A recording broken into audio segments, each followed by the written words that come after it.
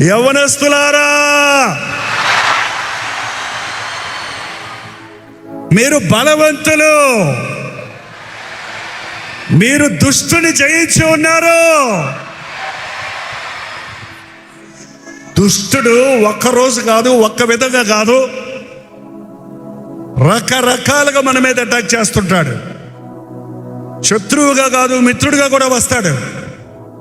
హానికరుడుగా కాదు, మేలుకోరేవాడిగా వస్తాడు. లోక ఆకర్షణలు తెస్తాడు, శరీరీచ్ఛలు రగులు కలుపుతాడు. వాడిని జయించాలి.